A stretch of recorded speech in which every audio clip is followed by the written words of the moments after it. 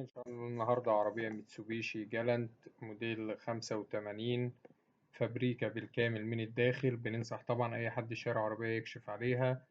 العربية مانيوال، مرور الشهداء، محافظة المنوفية، فيها رخصة سنة وست شهور. السعر إن شاء الله المطلوب 80,000 جنيه قابل للتفاوض بعد المعاينة. رقم التليفون هيظهر في آخر الفيديو. تاريخ العرض 19/6/2024.